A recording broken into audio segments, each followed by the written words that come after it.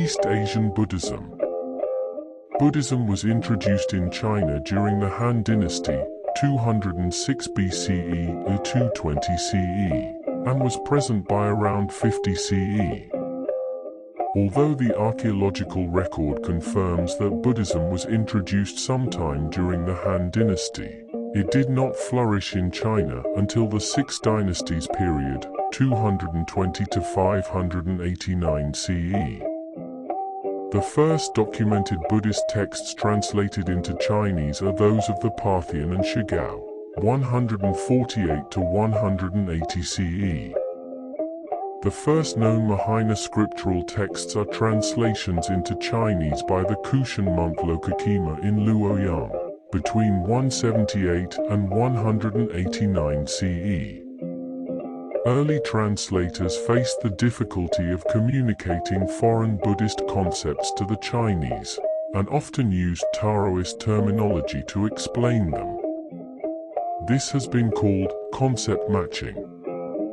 Later translators such as Kumraja, 334 to 413 CE, improved the translation methods of Chinese Buddhism considerably. Some of the earliest known Buddhist artifacts found in China are small statues on money trees, dated c. 200 CE, in typical Gandran drawing style. In the period between 460 and 525 CE during the Northern Wei dynasty, the Chinese constructed Yungan grottos, and the Longmen grottos, which include some impressive monumental sculptures. In the 5th century, Chinese Buddhists also developed new schools and traditions, such as the Tiantai school, the Huayan school, the Pure Land school and Chan Buddhism.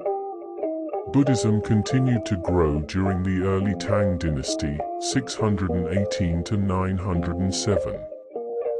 It was during this dynasty that the Chinese monk Xuanzang traveled to India, bringing back 657 Buddhist texts along with relics and statues. He established a famed translation school in the Tang capital of Chang'an, today's Lebanon, focusing on Yogacara school texts.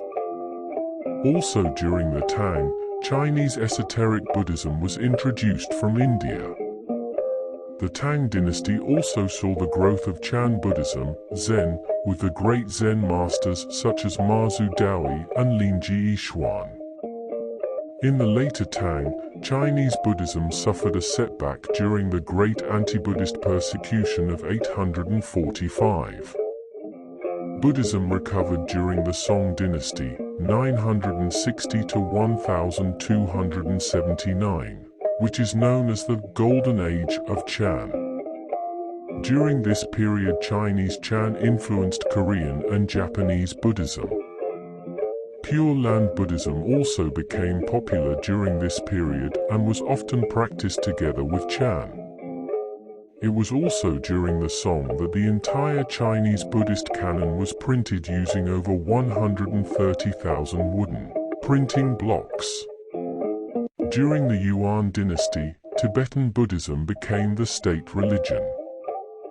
During the Ming, 1368 to 1644, the Chan school became the dominant tradition in China and all monks were affiliated with Chan. In the 17th century, Buddhism was spread to Taiwan by Chinese immigrants. Vietnam.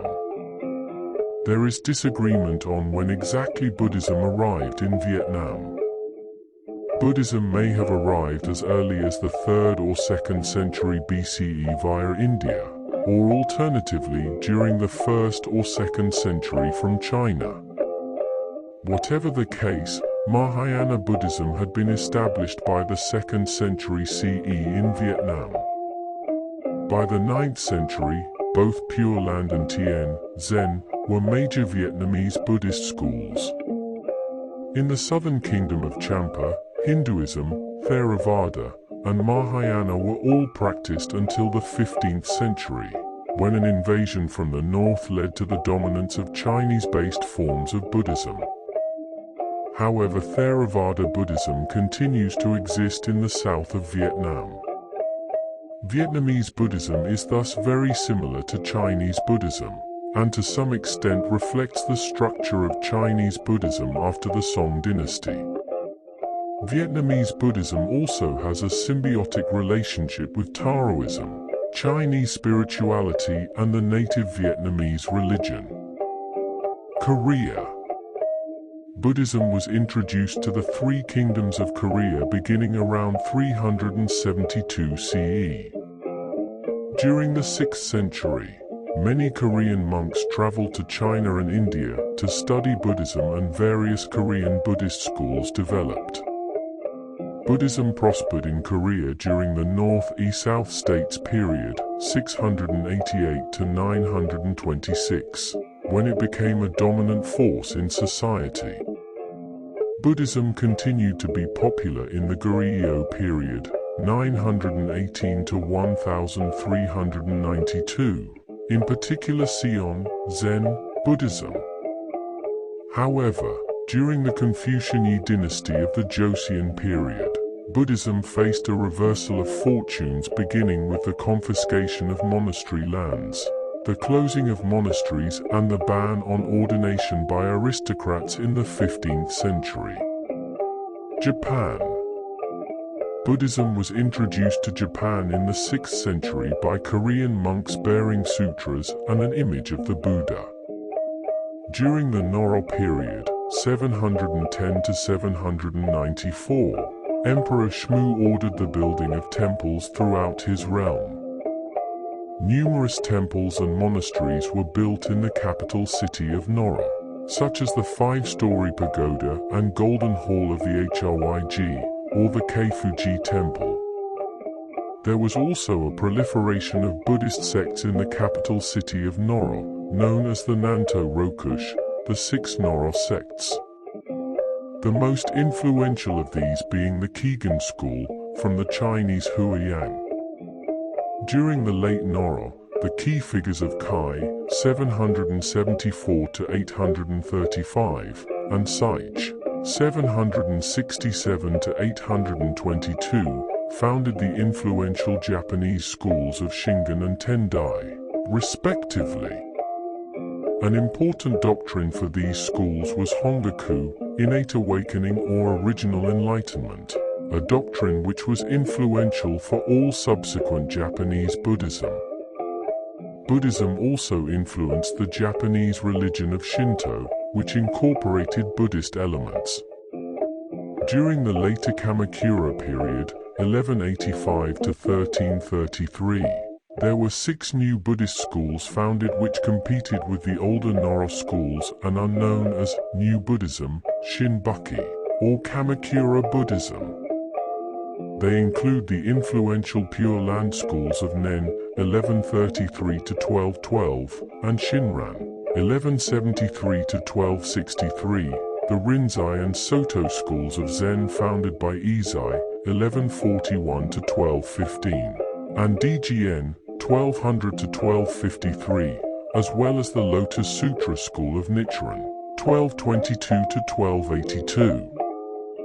Japanese Buddhist art was especially productive between the 8th and 13th centuries during Noro period, 710 to 794, Heian period, 794 to 1185, and Kamakura period, 1185 to 1333.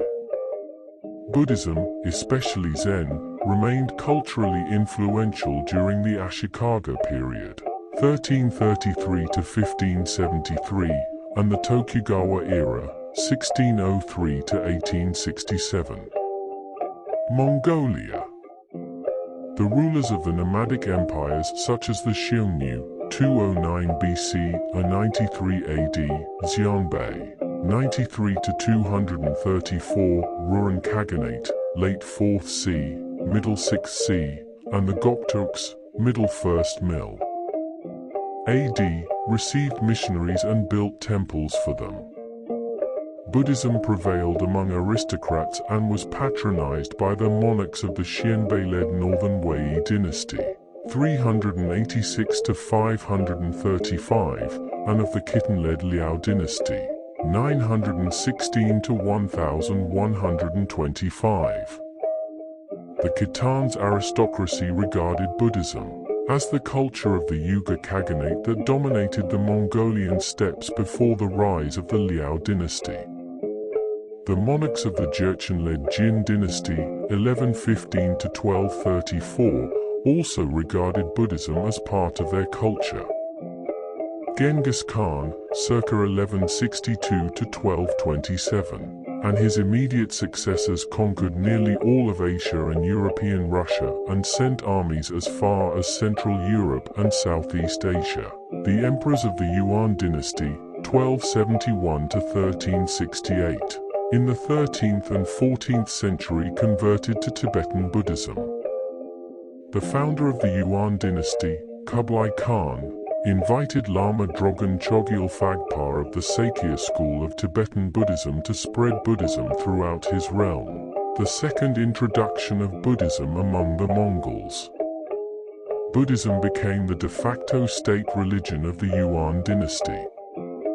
In 1269, Kublai Khan commissioned Phagpa Lama to design a new writing system to unify the writing systems of the multilingual empire. The Phagpa script, also known as the square script, was based on the Tibetan script and written vertically from top was designed to write in Mongolian, Tibetan, Chinese, Uyghur and Sanskrit languages and served as the official script of the empire. The activities of the Mongols were conducive to the prominency of the Sakya school and then the Gelug, and to the further development of Tibeto-Mongolian culture. The Mongols returned to shamanic traditions after the collapse of the Yuan dynasty in 1368 and during the Northern Yuan dynasty. In 1578, Ultan Khan, a Mongol military leader with ambitions to unite the Mongols and to emulate the career of Genghis Khan, invited the third Dalai Lama, the head of the rising Gelug lineage, to a summit. They formed an alliance that gave Ultan Khan legitimacy and religious sanction for his imperial pretensions, and that provided the Buddhist school with protection and patronage. Ultan Khan recognized Sonam Gyatso Lama as a reincarnation of Phagpa Lama, gave the Tibetan leader the title of Dalai Lama, Ocean Lama, which his successors still hold. Sonam Gyatso, in turn, recognized Ultan as a reincarnation of Kublai Khan. Thus, Ultan added legitimacy to the title Khan that he had assumed, while Sonam Gyatso received support for the supremacy he sought over the Tibetan Sangha. Since this meeting, the heads of the Gelugpa school became known as Dalai Lamas. Ultan Khan also bestowed the title Ochodara, from Sanskrit Vajradhara, to Sonam Gyatso. Ultan Khan died soon after, but in the next century the Gelug Buddhism spread throughout Mongolia. Southeast Asian Buddhism. Since around 500 BCE, the culture of India has exerted influence on Southeast Asian countries. Land and maritime trade routes linked India with the region, and both Hindu and Buddhist beliefs became influential there during the period of the Indianization of Southeast Asia. For more than 1,000 years, Indian influence was, therefore, the major factor that brought a certain level of cultural unity to the various countries of the region. The Pali and Sanskrit languages and Indian scripts, together with Theravāda and Mahāyāna Buddhism, Brahmanism, and Hinduism, were transmitted from direct contact and through sacred texts and Indian literature such as the Ramayana and the Mahabharata. From the 5th to the 13th centuries, Southeast Asia saw a series of powerful states which were extremely active in the promotion of Buddhism and Buddhist art alongside Hinduism. The main Buddhist influence now came directly by sea from the Indian subcontinent, so that these empires essentially followed the Mahāyāna faith. Examples include mainland kingdoms like Funan, the Khmer Empire and the Thai kingdom of Sukhothai, as well as island kingdoms like the Kalinga kingdom, the Srivijaya Empire, Mataram and Majapahit. Buddhist monks traveled to China from the kingdom of Funan in the 5th century CE, bringing Mahāyāna texts, a sign that the religion was already established in the region by this point. Mahāyāna Buddhism and Hinduism were the main religions of the Khmer Empire, 802 to 1431, a state that dominated most of the Southeast Asian peninsula during its time. Under the Khmer, numerous temples, both Hindu and Buddhist, were built in Cambodia and in neighboring Thailand. One of the greatest Khmer kings, Jayavarman VII, 1181 to 1219, built large Mahāyāna Buddhist structures at Bayan and Angkor Thom. In the Indonesian island of Java, Indianized kingdoms like the Kalinga kingdom, 6th–7th centuries, were destinations for Chinese monks seeking out Buddhist texts. The Malay Srivijaya, 650 to 1377, a maritime empire centered on the island of Sumatra, adopted Mahāyāna and Vajrayāna Buddhism and spread Buddhism to Java, Malaya and other regions they conquered. The Chinese Buddhist I Ching described their capital at Palembang as a great center of Buddhist learning where the emperor supported over 1,000 monks at his court. I Ching also testified to the importance of Buddhism as early as the year 671, and advised future Chinese pilgrims to spend a year or two in Palembang. Atisa studied there before traveling to Tibet as a missionary. As Srivijaya expanded, Buddhism thrived and also became part of a local syncretism that incorporated several different religions, such as Hinduism and other indigenous traditions. In the island of Java, another kingdom also promoted Mahāyāna Buddhist culture, the Mataram Kingdom, 732 to 1006, a major rival of Srivijaya. They are known for their monumental temple construction, especially the massive Borobudur, as well as Kalasan, Sowu, and Prambanan. Indonesian Buddhism, alongside Hinduism, continued to thrive under the Majapahit Empire, 1293 to 1527, but was completely replaced by Islam afterward. Theravāda Renaissance. The lands of the Mon and Paiyu peoples in Myanmar show extensive evidence of Theravāda presence in the Irrawaddy and Chao Phraya basins from the 5th century CE onwards. Theravāda Buddhism in Burma initially coexisted with other forms of Buddhism and other religions. After the decline of Buddhism in the Indian mainland, Theravāda Buddhist monks from Sri Lanka mounted missionary efforts in Burma, Thailand, Cambodia, and Laos, and they were successful in converting all these regions to Theravāda Buddhism. King Anarata, 1044 to 1078, the founder of the pagan empire, adopted the Theravādan Buddhist faith from Sri Lanka, building numerous Buddhist temples at his capital of Pagan. Invasions from the Burmese and the Mongols weakened Theravāda in this region, and it had to be reintroduced from Sri Lanka. During the Manhathawaddy Kingdom, 1287 to 1552, Theravāda Buddhism was the dominant religion in Burma, with strong ties to Sri Lankan Buddhism. One of their kings, Dhammasadi, is particularly known for his reformation of Burmese Buddhism from the Sri Lankan Mahavihara tradition between 1476 and 1479. Theravāda remained the official religion of the subsequent Burmese Taungoo dynasty, 1510 to 1752. During the reign of the Khmer king Jayavarman VII, circa 1181 to 1218, Theravāda Buddhism was promoted by the royal family and Sri Lankan monks, including his son Tamalinda, who himself had traveled to Sri Lanka. During the 13th and 14th centuries, Theravāda became the dominant religion of Cambodia, and monasteries replaced the local priestly classes. The Theravāda faith was also adopted by the Thai kingdom of Sukhothai as the state religion during the reign of Ram Kamhan, 1237–1247–1298.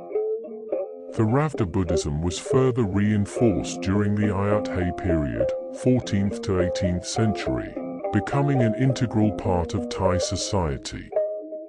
Modern period. The modern era brought new challenges to the Buddhist religion, such as the colonization of traditionally Buddhist Asian countries by Western states, which weakened the traditional political structures which supported the religion, as well as criticism and competition from Christianity. Modern wars, communist anti-religious pressure, the growth of capitalism, modern science and regional political instability are also influential pressures on modern Buddhism. In British Ceylon, Christian missionaries ran all the state-approved schools and commonly criticized Buddhist beliefs. By 1865, Buddhist monks began a counter-movement against Christian attacks, printing pamphlets and debating Christians in public, such as at the famous Panajura debate in 1873, which saw the monk Gunananda win a debate in front of a crowd of 10,000. During this period, a new form of Buddhism began to take shape, termed Buddhist modernism, or sometimes Protestant Buddhism, which tended to see the Buddha from a humanist point of view and claimed that Buddhism was a rational and scientific religion. Important figures in this new movement include the American convert Henry Olcott (1832–1907) and Anagarika Dharmapala (1864–1933), who promoted Buddhist schools, lay organizations, and the printing of newspapers. Dharmapala also founded the Bodhi Society to restore the dilapidated Indian site of Bodh Gaya.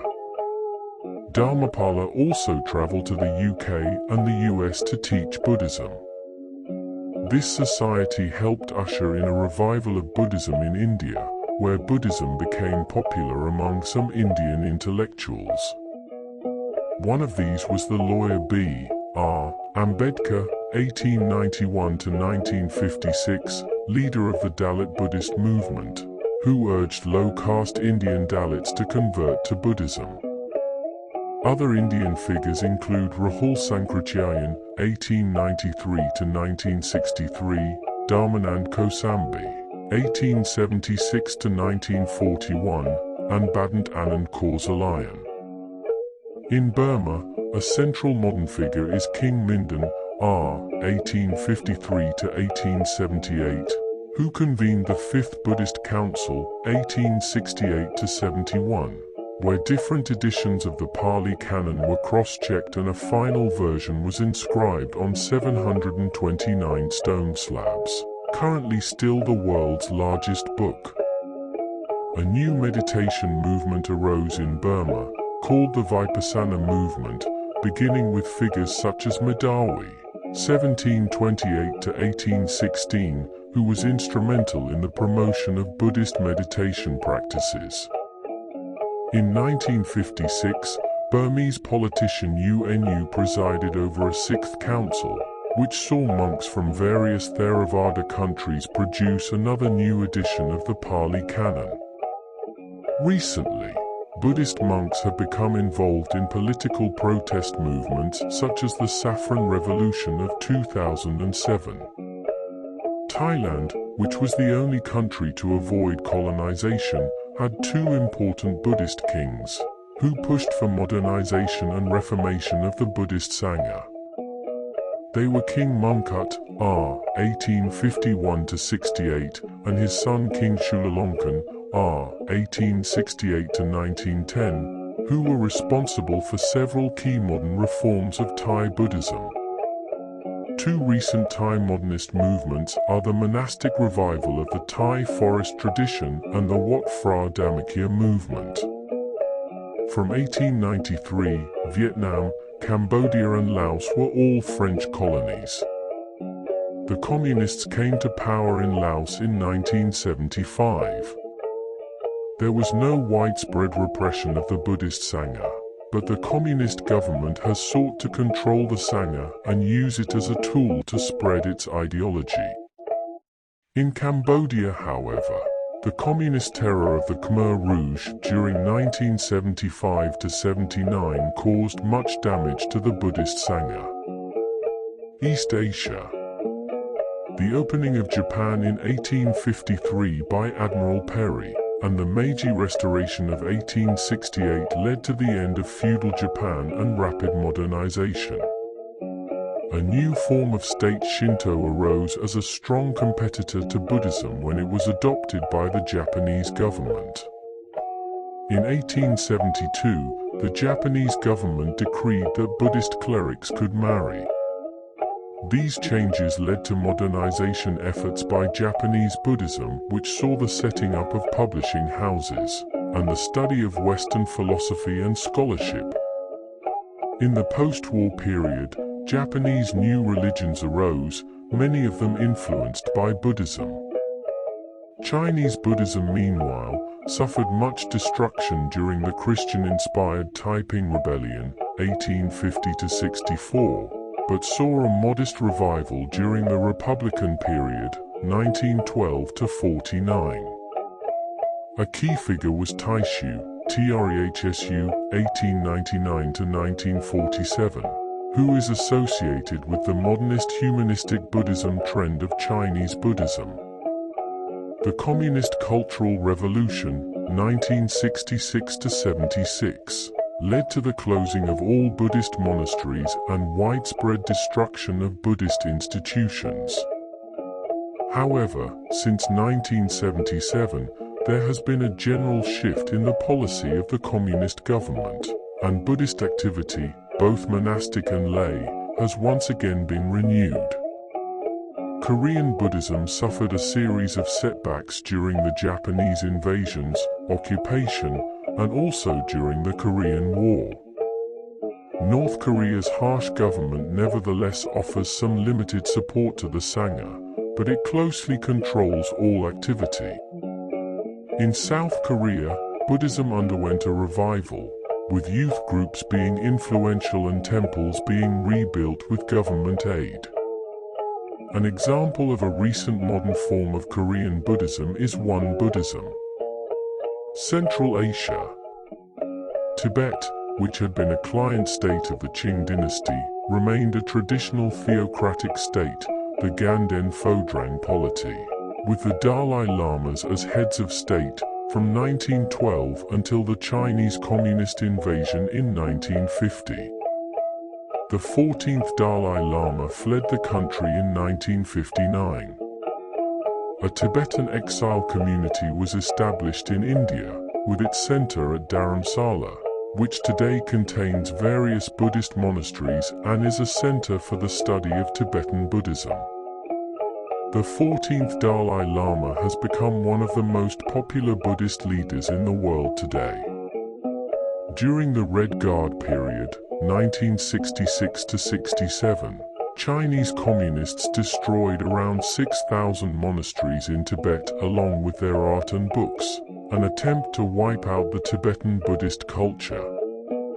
After 1980, Chinese repression of Tibetan Buddhism has decreased and the situation has improved with the reprinting of the Tibetan canon and some artistic restoration. In the nearby countries of Bhutan and Nepal, Vajrayāna Buddhism continues to flourish as a major religion.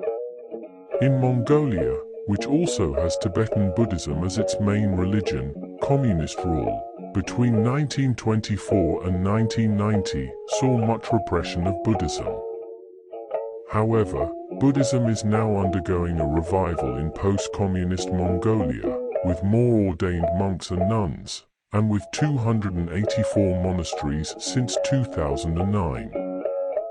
More recent liberal attitudes towards religion has also benefited the Buddhists of Tuva and Buryatia, as well as the Chinese region of Inner Mongolia. Another modern development was the founding of the Kalmyk Khanate in the 17th century with Tibetan Buddhism as its main religion.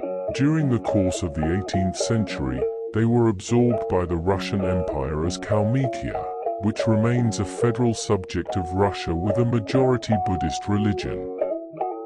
Western world. During the 19th century, Western intellectuals became more aware of Buddhism through various contacts such as colonial servants, administrators, and Christian missionaries. Sir Edwin Arnold's book-length poem The Light of Asia, 1879, A Life of the Buddha, was a successful early publication on Buddhism that led to much interest among English-speaking middle classes. The work of Western Buddhist scholars like Hermann Oldenburg, 1854–1920, T. W. Rhys Davids, 1843–1922, and F. Max Muller was also influential in introducing Buddhism to Western audiences. The late 19th century also saw the first known modern Western conversions to Buddhism, including leading theosophists Henry Steele Olcott and Helena Blavatsky in 1880 in Sri Lanka. The Theosophical Society was very influential in popularizing Indian religions in the West. The 19th century also saw the first Western monastics such as Udamaloka, Ananda Mitaya, and the German Ninatilaka Thera, 1878–1956. Another important element leading to the growth of Buddhism in the West was the large-scale immigration of Chinese and Japanese to the United States and Canada in the late 19th century. Refugees from Vietnam, Laos, and Cambodia have also immigrated to West, beginning in 1975. Asian Buddhists such as D.T. Suzuki, Huan Hua, Hakuun Yasutani, and Thich Nhat Hanh were influential in teaching Zen Buddhism in the West in the 20th century. Shunryu Suzuki opened the Soto San Francisco Zen Center, 1961, and the Tassajara Monastery, 1967. The Tibetan diaspora has also been active in promoting Tibetan Buddhism in the West. All of the four major Tibetan Buddhist schools have a presence in the West and have attracted Western converts. The number of its adherents is estimated to be between 10 and 20 million. The Theravāda tradition has established various temples in the West, especially among immigrant communities in the US. Theravāda Vipassana meditation was also established in the West, through the founding of institutions like the Insight Meditation Society in 1975 and the Vipassana Centers of S. N. Goenka. The Thai forest tradition has also established communities in the US and in the UK. In the UK, the Triratna Buddhist community arose as a new modern Buddhist movement. In continental Europe, interest in Buddhism also increased during the late 20th century, with an exponential increase in Buddhist groups in countries like Germany. In France and Spain, Tibetan Buddhism has the largest following.